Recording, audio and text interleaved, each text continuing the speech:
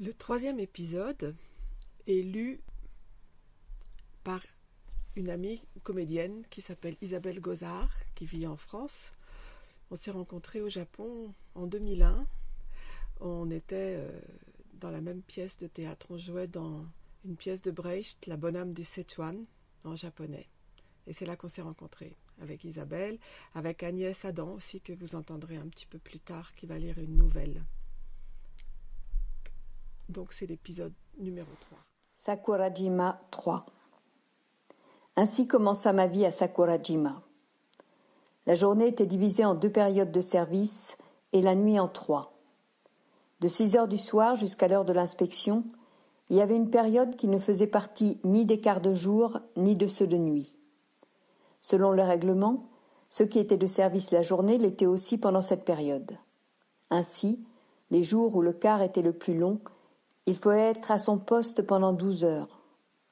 Toutefois, cela ne voulait pas dire que la quantité de télégrammes était grande.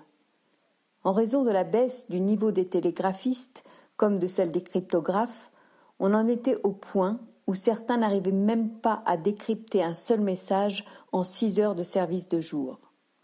Et cela n'avait rien d'étonnant. La plupart étaient des volontaires, et il y en avait même qui n'avaient que 15 ans. C'est dire. Et pour ajouter à notre infortune, ceux qui n'étaient pas de service de jour étaient affectés au creusement des tranchées. À cause de cela, ils s'endormaient, tous, sans exception, pendant le service de nuit. Un message, encore inachevé, était repassé tel quel à leurs camarades au moment de la relève, et au matin encore, il n'avait pas été complètement décrypté. La responsabilité retombait alors entièrement sur le sous-officier de service. La salle de cryptage et la salle de réception étaient dans le même abri à mi-flanc de la colline. Peut-être à cause de l'orientation, il y régnait une forte humidité et une chaleur terriblement étouffante. Quand on y pénétrait, au moment de la relève, on se sentait mal en respirant cet air vicié. On avait donc proposé d'y percer un trou pour la ventilation. Ces travaux, qui permettraient à la fois l'aération et l'entrée de l'air frais, étaient sans nul doute une très bonne idée. Mais un jour que j'étais sur le chantier, que je supervisais le travail des soldats sous ma responsabilité, je calculais qu'il faudrait au moins 3 mois pour achever la bouche d'aération. J'étais certain que, quand le mois de novembre arriverait, un vent frais y soufflerait. Plutôt exaspéré, je m'adressai à un soldat. Qui a donné l'ordre d'effectuer ces travaux ? C'est le premier maître Kira, chef. Il pense qu'on tiendra jusque-là, hein ? Posant à ses côtés son panier de cordes servant à charrier la terre, le soldat se tint devant moi. « Est-ce que les Américains vont débarquer avant l'achèvement de ce trou ?» Son visage avait une expression sérieuse. C'était un garçon servant comme cryptographe, qui allait sur ses 15 ans. Je l'avais écouté en tirant profondément sur ma cigarette. « Tu crois que nous allons gagner ?»« Oui, je le crois, chef. » Il arborait une expression dénuée de doute, digne d'un héros de conte pour enfants. Une humeur sombre m'envahit brusquement. J'agitai la main, lui faisant signe de reprendre le travail. À ce moment-là, j'avais sans aucun doute un air hargneux. Je me levai, écrasai ma cigarette, puis je quittai le chantier. Après avoir gravi la colline avec mollesse, je trouvai au sommet un bois clairsemé de hauts arbres, et quand je pris par le chemin qui coupait à travers celui-ci, le chaud soleil de l'après-midi vint me frapper le front, me faisant suer à grosses gouttes. Je sortis du bois et débouchai sur une prairie assez vaste. De grands châtaigniers poussaient en son centre. Sous ces arbres se trouvait un soldat qui se retourna apparemment surpris par le bruit de mes pas. C'était un homme de petite taille, qui semblait avoir la quarantaine. Mon regard s'arrêta soudain sur les jumelles qu'il avait à la main. L'homme répondit à mon regard méfiant en esquivant un sourire amical. Puis il dit d'une voix claire : « Je suis la sentinelle. » Je remarquai qu'un téléphone avait été installé dans le tronc d'un châtaignier. Je m'aperçus aussi que depuis cette prairie, on pouvait embrasser de la vue aussi bien l'intérieur de la baie que le ciel. Enveloppé par l'odeur forte des herbes, je m'approchai de l'homme.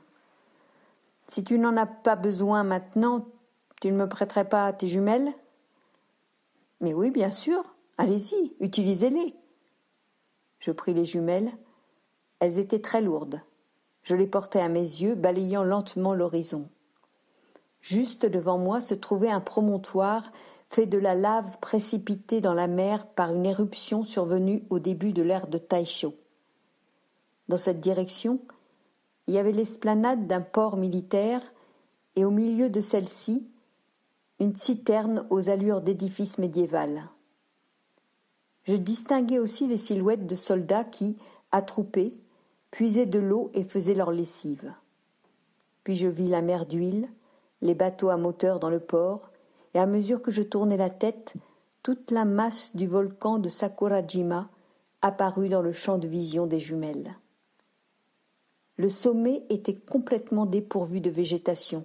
Ce n'était qu'un amoncellement de gigantesques mottes de terre brunâtre, un entassement de roches de lave cramoisie, énorme au point d'en être sinistre. On ne pouvait plus qualifier cela de montagne. Peut-être à cause des vers des jumelles, les ombres de la roche nue se découpaient crûment, pesant sur mes yeux avec une force anormale. Comme possédé, je regardais fixement dans cette direction. « Attendez !» Sa voix était basse, comme retenue. Je lui cédai mécaniquement les jumelles et regardai le visage de l'homme. Dressé à demi, il scrutait un point précis, l'oreille tendue. « C'est un avion. » Après avoir reçu les jumelles de mes mains, il tourna son regard vers le sud. Je n'entendais rien, si ce n'est la stridulation des cigales violente comme une averse. Le ciel était limpide, le soleil, étincelant d'un éclat éblouissant, se mouvait avec une lenteur dérisoire. Quelque part dans les cieux, un avion se rapprochait en fendant puissamment les airs. L'homme éloigna les jumelles de ses yeux avant de se jeter sur l'appareil téléphonique installé sur le châtaignier. Il appela. Au beau milieu d'une montagne, la sonnerie résonnait d'une façon un peu irréelle. « Un Grumman, oui, un Grumman, au-dessus de Kanoya, direction nord-nord-ouest. » À cet instant, comme soudainement, un son clair et métallique parvint à mes oreilles. Alors que j'allais lever la tête vers le ciel, la main de l'homme s'empara de mon coude. « À l'abri! Il faut se mettre à l'abri !» À 5 mètres du châtaignier, près d'un buisson, il y avait une petite dépression de terre dans laquelle nous nous ruâmes. Nous nous allongeâmes côte à côte sur le dos. Mon cœur palpitait. « Ça, c'est mon cercueil », dit l'homme d'une voix basse, avant de lâcher un faible éclat de rire. La fosse avait véritablement la forme d'un cercueil. Elle était trop étroite pour deux. M'apprêtant à lui répondre, je fis pivoter mon corps dans la direction de l'homme. C'est alors qu'un bruit métallique enfla soudain, comme s'il allait déchirer l'air, puis se transforma en un flot assourdissant qui passa au-dessus de nos têtes. Un Grumman aux éclats argentés apparut dans mon champ de vision, gigantesque, puis en disparut en un instant. Alors que je me redressais instinctivement, le fracas déchirant d'une mitrailleuse retentit en continu, puis cessa soudain. Le vrombissement de l'avion diminua progressivement avant de se dissiper dans la direction de la mer. La stridulation des cigales, que j'avais oubliée le temps du passage de l'avion, rejaillit à ce moment-là. L'homme se leva. Il atteignit l'appareil téléphonique. « Appareil parti en direction de Kagoshima. Oui, il est parti. » Peu de temps après, la sirène signalant la fin de l'alerte nous parvint du pied de la montagne au loin. Je me levai, moi aussi, pour contempler les environs, debout dans la prairie.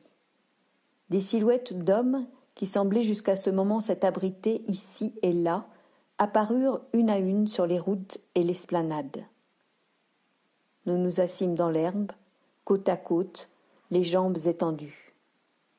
« Les Grumman viennent souvent par ici ?»« Non, c'est le premier aujourd'hui, » répondit-il en me lançant un coup d'œil. « Vous êtes un appelé, réserviste. Vous avez passé l'examen pour être sous-officier ? » ?»« Oui, je ne voulais pas, mais c'est probablement mieux que d'être simple soldat, » dit l'homme, avant de rire nerveusement. « Il y a beaucoup de cigales, hein ? » ?»« Oui, il leur arrive même de chanter la nuit, vous imaginez. Mais il n'y a pas encore eu de Tsukutsukuboshi, non ? » ?»« Non, pas encore. Celle-là, c'est vers la fin du mois d'août. » Il me sembla voir une ombre d'irritation flotter sur son visage, puis disparaître. « Les Tsukutsukuboshi, elles sont insupportables, n'est-ce pas ? » dit-il avant de marquer une pause. « Moi, je les déteste. Tous les étés, quand elles se mettent à chanter, il m'arrive un malheur. C'est une étrange façon de dire les choses, mais bon. L'an dernier, j'ai été appelée sous les drapeaux le 1er juin. Puis ça a été le corps d'infanterie de marine de Sosebo, que vous connaissez certainement dans la 10e section. Tous les jours, j'en bavais. Je broyais du noir à me demander ce qui allait arriver ensuite. Un jour que j'étais de corvée de cuisine et que nous étions en rang devant la cantine, la première Tsukutsukuboshi de l'année s'est installée dans un arbre à proximité pour chanter de son horrible voix. C'était juste après la chute de Sépan, quand nos chefs nous ont dit que de toute façon notre unité allait être désignée pour aller combattre jusqu'à la mort dans le sud. Et il s'interrompit un instant. Il y a 2 ans aussi, c'était pareil. L'année d'avant aussi. Chaque fois qu'il arrive quelque chose de triste, quelque chose de dur, que je suis désespérée, cette cigale se met à chanter. Ce cri est horrible, n'est-ce pas ? Mais quelque part, on dirait un peu une voix humaine, non ? C'est étrange. Mais ces stridulations semblent avoir une signification. Cette bestiole-là, c'est pas une cigale. Cette année aussi, quand je pense au jour où elle va commencer à chanter, j'ai un mauvais pressentiment. Il resta silencieux pendant un moment. « Et puis tu es devenue sentinelle ?» demandai-je. « À l'automne, j'ai suivi la formation de sentinelle. Ça n'a pas été facile. Quand on a un certain âge, il paraît que c'est encore pire, non ? C'est pas seulement une question de mon âge. C'est parce qu'il y a des types impossibles à comprendre ?» L'homme restait silencieux. Les volontaires, les sous-officiers et les premiers maîtres qui sont d'anciens volontaires, parce que ces types-là n'ont absolument aucune compassion. Il hocha la tête, puis il dit d'un ton bas et chagrin. Quand je suis entré dans la marine pour la première fois, j'ai rencontré des hommes dépourvus d'émotion. Ça m'a vraiment stupéfié. Ce qu'on appelle les émotions, ils n'en avaient pas. Ils croient être des hommes, mais ils ne le sont pas, n'est-ce pas ? Comment dire ? Ce que les hommes doivent avoir à l'intérieur d'eux-mêmes, ils l'ont complètement perdu pendant leur service dans la marine. Ils sont devenus comme des fourmis ou je ne sais quoi, comme des animaux sans volonté propre ni émotion. Je vois. Ils arrivent comme volontaires. Ils sont broyés scrupuleusement, comme on broie scrupuleusement le tourteau pour en extraire jusqu'à la dernière goutte d'huile. Ils passent sous officiers, ils s'engagent de plus en plus loin sur cette pente, puis ils obtiennent 3 ou 4 citations pour bonne conduite avant de devenir premier maître, ils gagnent enfin de quoi vivre, ils se marient, enfin, ensuite, ils espèrent monter en grade et devenir enseigne de vaisseau de seconde classe ou enseigne de première classe au service spécial, et ils calculent leur pension de retraite, ou encore ils s'imaginent construire sur les hauteurs de Sosebo une petite maison où s'établir après avoir quitté l'armée. C'est un fait. Une telle existence est assurée par la perte de ce qui est le plus important chez l'homme. Quand on y pense, quelle cruauté, perdre son humanité pour gagner sa croûte. Est-ce possible de vivre sans aller jusque-là ? Regardez-les donc, les premiers maîtres. Ils finissent par devenir de parfaites brutes, assoiffées d'honneur ou des hommes tout dur et racorni, soit l'un, soit l'autre. Oui, c'est vrai. Le premier maître Kira me venait à l'esprit. Ce n'était pas un homme racorni, mais ce n'était pas non plus une brute assoiffée d'honneur. C'était un homme d'un autre type, totalement différent. Nul doute que, depuis l'époque où il était volontaire, cet homme avait été maltraité par le bâton de la discipline et d'autres moyens. Là où d'autres auraient abandonné et se seraient soumis, il avait certainement, sans en être conscient, nourri au plus profond de lui-même un triste sentiment de vengeance. Sans doute avait-il entretenu et cultivé à l'excès cette inhumanité qui se trouve au plus profond du cœur des hommes, l'avait étendue à toute sa personne. Et enfin, devenu premier maître, il avait pu souffler un peu. Regardant alors autour de lui, il avait assurément compris que les crocs qu'il avait aiguisés en secret pour sa vengeance étaient chose futile. Il n'avait pas eu d'autre choix que de planter ses crocs en lui-même. Son caractère étrange, son comportement anormal, et enfin son sentiment de colère face au fait déjà accompli que la marine, qui était tout son monde, était complètement anéantie à la fin de la bataille d'Okinawa, tout cela trouvait sûrement là sa cause. Son comportement paranoïaque, quand il avait rassemblé les soldats des transmissions pour distribuer des punitions injustifiées, me revint nettement à l'esprit. C'était 2 ou 3 jours plus tôt.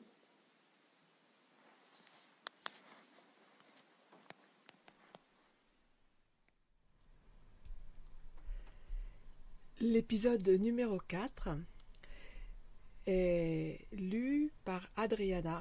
Adriana fait partie du groupe de soutien à la famille Véron depuis que ce groupe a été créé. Un membre très actif de ce groupe de soutien.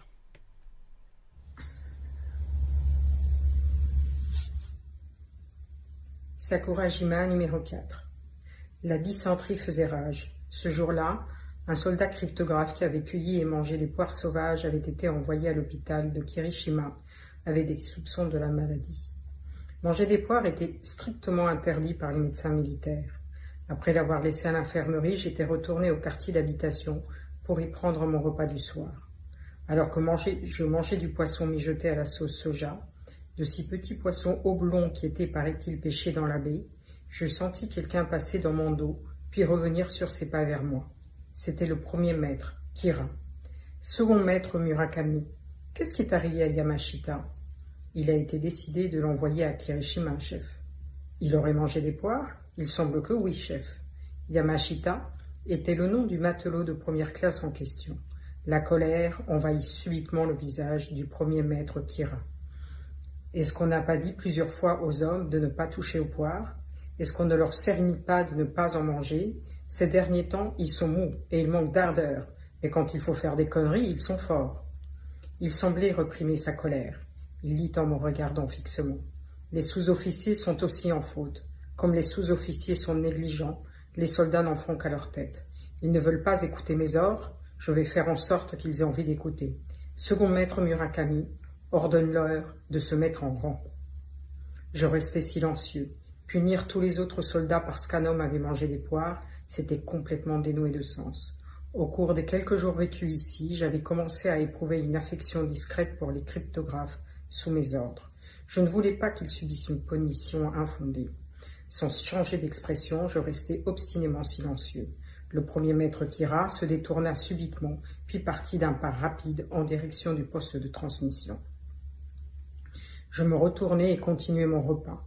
Depuis que j'avais été enrôlé, j'avais passé en tant que soldat par les différents corps d'infanterie de marine du district naval de Sasebo, par l'unité de transmission de Sasebo et par l'unité aérienne d'Ibuzuki.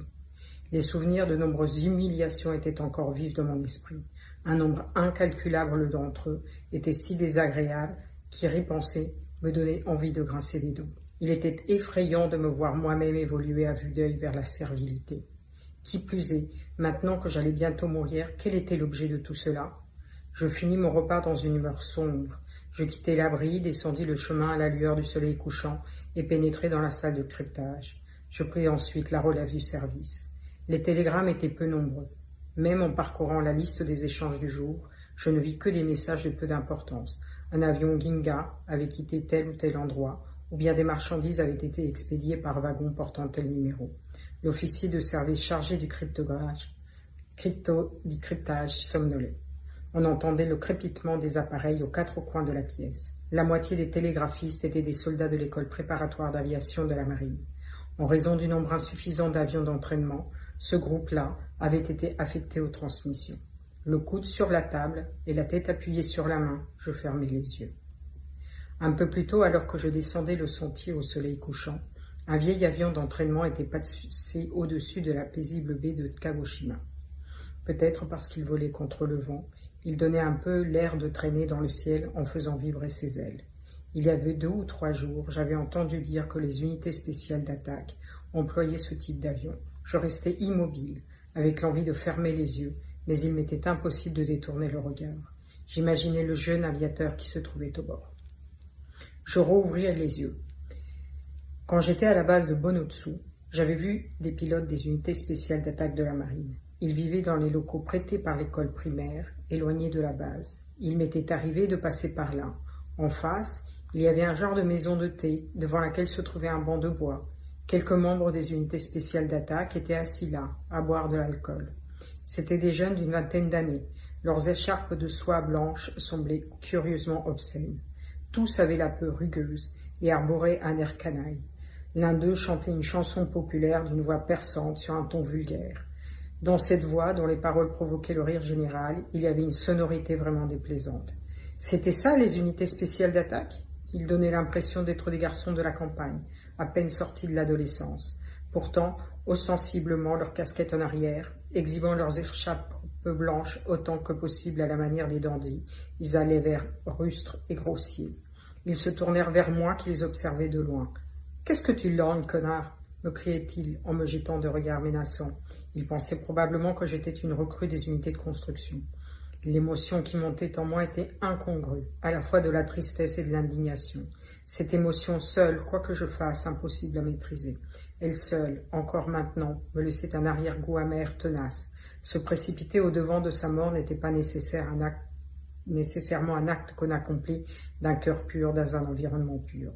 C'est là, je pouvais l'imaginer. Cependant, ce spectacle vu de mes yeux empestait en quelque sorte la répugnante odeur corporelle de l'homme. Marchant, la tête baissée, en direction de la base, je ne pouvais penser qu'à une seule chose, à vivre en beauté et à aller vers la mort sans regret quand le moment viendrait. Je repris subitement mes esprits et regardai autour de moi. La table de la salle de cryptage était occupée par seulement 2 autres soldats. Au poste suivant trônait un épais recueil de codes RAW, ainsi qu'un panneau de nombres aléatoires abandonnés là, encore assemblés. Mais il n'y avait personne. Qu'est-ce qui est arrivé à ce service ? L'heure de la relève est déjà passée depuis longtemps, non ? L'un des soldats se releva la tête et répondit. Ils étaient tous là, mais quoi ? Un appel est arrivé des quartiers d'habitation. Il disait que seuls ceux occupés avec des télégrammes restent et que ceux qui n'ont rien à faire viennent. Qui a lancé cet appel ? Le premier maître Kira, je crois, chef. Le soldat avait répondu cela d'un air intimidé. J'étais moi-même conscient que mon visage avait pris une expression tendue. La discipline des soldats relevait de la compétence des sous-officiers comme moi. On avait ignoré à la fois ma personne et mes attributions, mais ce n'était pas ce qui me rendait amer. Ce n'était pourtant plus qu'une question de temps avant que ce lieu ne devienne un champ de bataille. Quel besoin y avait-il de se blesser entre frères d'armes ? Cela m'attristait. Les 2 soldats qui se trouvaient là savaient tout aussi bien que moi ce qu'étaient en train de subir leurs camarades dans les quartiers d'habitation. Par hasard, pour la seule raison qu'ils décryptaient un télégramme, ils avaient échappé à leur sort. Ils parcouraient leur recueil de codes en arborant une triste mine, causée par leur culpabilité et une vague inquiétude. Un sentiment de malaise intolérable me portait sur les nerfs. « Bon, je vais jeter un coup d'œil au quartier d'habitation, murmurai-je à personne en particulier avant de me lever. Je traversai le passage étroit. Dehors, c'était déjà le crépuscule. Je gravis en courant le chemin de montagne et alors que j'allais descendre le sentier qui coupait latéralement, je m'arrêtai instinctivement. Dans l'entrée de la grotte, abritant les dortoirs, le premier maître Kira se tenait debout. Et sur le versant qui donnait sur la mer, devant les quartiers d'habitation, les soldats étaient tous allongés, face au sol, appuyés sur le bras et la pointe des pieds. Le sous-officier tenant d'une main d'un bâton d'environ 1 mètre, hurlait de colère contre ceux qui tentaient de changer de position pour toucher le sol. Ralentissant le pas, je m'approchai d'eux. Je compris clairement, à leurs efforts désespérés pour déplacer leurs mains de manière à être plus à l'aise, à leur façon de ne pas arriver à tenir cette position, que les hommes étaient dans cette posture depuis bien longtemps. Ils avaient tous la tête baissée. Dans la faible lumière du crépuscule, je voyais distinctement une sueur poisseuse tomber goutte à goutte du front de celui qui était à mes pieds. Ma respiration se fit douloureuse. Quand j'étais une recrue, j'avais moi aussi été fermée de faire cela, je ne sais combien de fois. Étant physiquement plus faible que la moyenne, il me fallait toujours souffrir 2 fois plus que les autres. Ce souvenir se superposa au spectacle devant mes yeux. J'eus l'impression d'étouffer. Je regardais à la dérobée le visage du premier maître Kira. Dans cette maigre lumière, sa face avait l'air si blême que je sursautai involontairement. Une expression étrange semblait déformer ses traits, comme s'il étouffait sous une incroyable douleur. Seuls ses yeux, brillant d'une lueur maniaque, allaient et venaient au-dessus de ses soldats couchés. Ses pupilles avaient la couleur des flammes. Se retournant brusquement, il regarda dans ma direction. « Second maître Murakami, faites-les se lever. » Ayant lâché ces mots, il jeta son bâton au bas de la falaise. Le gourdin rebondit 2 ou 3 fois sur les bords des rochers avec un faible bruit, avant de tomber dans un ravin de bambous nains. Il s'arrêta, l'air de vouloir parler, mais sans prononcer un mot, il me tourna le dos et partit vers les quartiers d'habitation à grandes enjambées. Une vague tristesse semblait habiter ses larges épaules amaigries. « Levez-vous !» Les soldats se relevèrent lentement et mollement, peut-être en raison de leur fatigue. La même expression abrutie s'affichait sur leur visage. Ils avaient perdu la force de penser. Ils ressemblaient en quelque sorte à des bêtes sauvages aux os. Désagréablement oppressés, j'ordonnai d'une voix basse. Que ceux qui sont de service retournent à leur poste. Les autres, rompez. Je repris le chemin de la salle de cryptage avec les soldats de service. La lumière du crépuscule s'attardait seulement à la surface de la mer. Dans la masse des arbres régnait l'obscurité. Peut-être le premier maître espérait-il qu'après avoir fait se relever les hommes, je leur donne un long discours de remontrance. Ou peut-être qu'il jugeait suffisant de leur avoir infligé de la douleur. Je l'ignorais. Sa façon de marcher comme s'il traînait derrière lui un poids, et sa silhouette vue de dos s'éloignant à l'intérieur des quartiers d'habitation, restait étrangement gravée dans mon esprit. Impossible à écarter. Son cas n'était probablement pas aussi simple que celui des autres sous-officiers, qui infligeaient maintenant à leurs subalternes ce qu'ils avaient subi dans leur temps. Tel un mal chronique, un mauvais génie niché dans son esprit poussait le premier maître Kira à agir. C'était comme si un démon qui défiait ma compréhension et qu'il ne comprenait certainement pas lui-même le rendait fou de rage. Ce regard, c'était cela. Mon chef à l'époque où je suivais l'entraînement des recrues, même s'il n'avait pas le même caractère, était un sous-officier possédant lui aussi des yeux de cette sorte.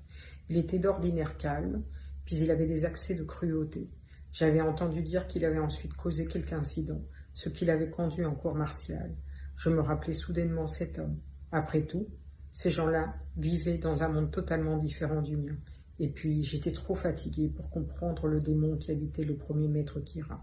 Plutôt que de la fatigue, c'était que ma propre mort imminente me préoccupait davantage que ces problèmes qui ne me concernaient pas. Depuis que j'étais arrivé à Sakurajima, cette menace sourde et lointaine pesait en permanence sur mon cœur.